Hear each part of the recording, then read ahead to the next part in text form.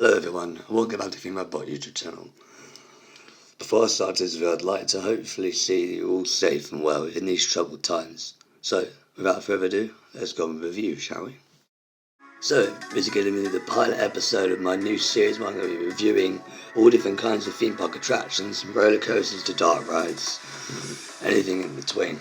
So this is the pilot episode today. So today we're going to be talking about Walking Dead the ride at Thorpe Park. Guests approach the ride's entrance and queue and are waiting to be put into batches to be dispatched into the pre-show area. Now the pre-show was designed by the same people who did the Wicker Man pre-show, which is equally stunning, spectacular and engaging and gets the point and story across perfectly. Now, with this pre-show, it serves a job, it delivers, it serves a purpose, sets up the theme of the ride, which is the walkers have cut the power or invading the safe zone at Thorpe Park, and you've got to get out of there, which is fair enough, yeah. But it is nothing special, as you can see, and you can't really focus on anything. I know it's the point of the film, but it keeps twitching. It's very off-putting. Now there is one really clever special effect, which is straight behind you, where a guy would interact with the pre-show, it's like a screen. So that's really good, but that recently has been turned off. So yeah, it's not very good. Anyway, on to the next bit. Now we come to the next biggest problem of the ride. The walking, the queue. Oh, it just frustrates me. It's very good at building tension. Don't get wrong with that. So basically what happens is after you've watched the pre-show, you then get ushered out by one of the staff members in the pre-show area and get told, to walk up to where the ride is. And while this is happening, there's all these lights and in certain areas, and you move through these different set pieces, which is very goodly, cleverly themed. But as you can see by this, it is very, very, very laboriously long and doesn't very achieve much. Now, why is there not actors in this point? Why is there not actors out who would basically complete the part of the story? The story has loads of different gaps that it makes no logical sense. 1 minute you're being told that zombies are, invading, or walkers are invading the safe zone. Then the next minute, there's nobody there. It just baffles me a bit. Oh dear me. So I've slowed this footage down because I think it goes a bit too fast, and we have to explain everything. It's be quite long, this bit. So as you ascend the lift hill, there is 4 light bulbs on the left-hand side. As you go past them, they all go out or explode, whatever you want to call it. I won't go over the entire layout, but it's basically just X as it's basically what X basically was. It's the same exact track, and trains have just been kind of re-sprayed over with this kind of decayed theme, which is pretty good. So you kind of go through all these different turns and twists, and mostly just pass by lights of zombies and different zombies and different ghouls that kind of light up as you rush by. There's also quite a lot of smoke effects in this, which I think is pretty good. But then I want to show you this bit, which is coming up now, which you pull up. In a minute, you're going to pull up, and there'll be these screens on the left-hand side, where the main character, and he's showing the picture, I don't know his name, I don't know what to see at all, is searching for you with his flashlight, as you'll see here. Here we are, yeah. He's searching for his flashlight, and there's zombies that are obviously screens. And what was happening, he's trying to start your ride vehicle. And as you do is you move forward, then stop suddenly and move back. And you keep doing this for about 3 times, like you see here, before you do eventually move forward again and continue with the ride.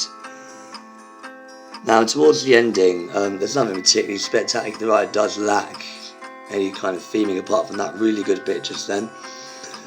And there's also another bit where you pass a screen and the main character of the picture again is shooting a zombie in the head. That's pretty cool. It's got some nice theming elements around there as well.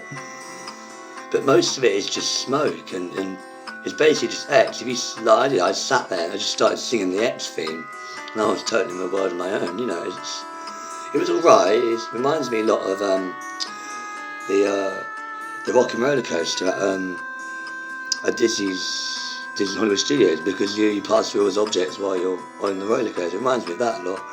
Anyway, I'm getting sidetracked. So that's basically what happens when you're on the ride. And now this is the end of the the first part, as I call it. Then we get to what everybody kind of likes, which is the second part. So let's look at the second part, and probably the best bit of the attraction.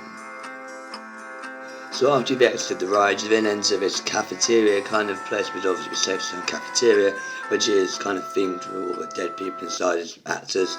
So this is the part where all the actors are.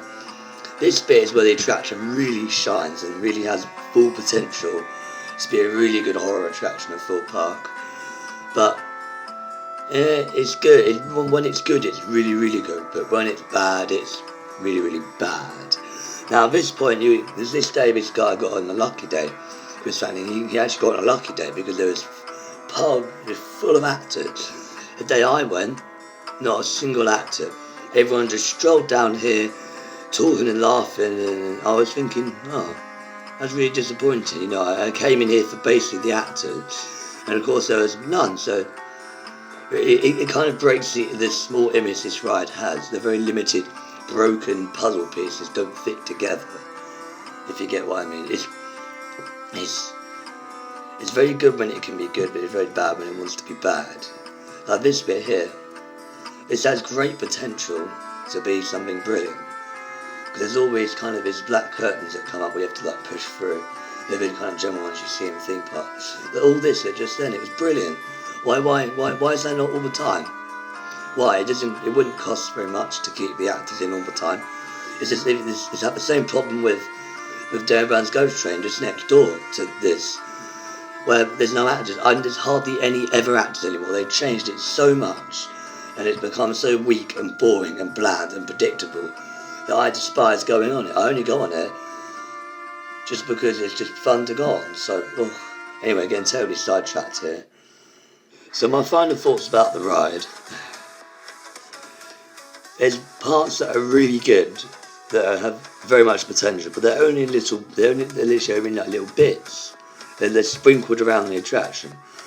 So, overall, I would think it probably wasn't worth the money the Thorpe Park spent on it. I don't know why they decided to change a Vekoma family coaster that was beloved by loads of people into a strange attraction. That's to describe it.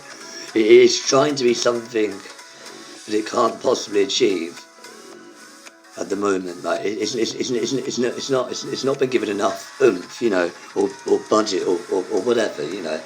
It's just very bland in places and very unwritten in certain places as well.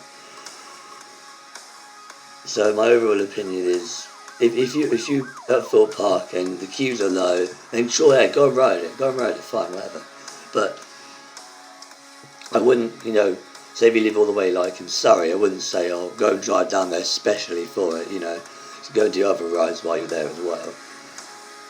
So yeah. Thank you very much for watching this review of Darren Brown's Ghost Train. I mean, walking down the ride, so that's really nice to do. It's fun to make. Just hopefully you guys stay safe out there and keep inside, and everyone follow the government's guidelines, and we'll get through this together, okay? So I've been Samuel, you've been watching the Feedback Bob, and I'll see you in the next video at some point. Bye bye.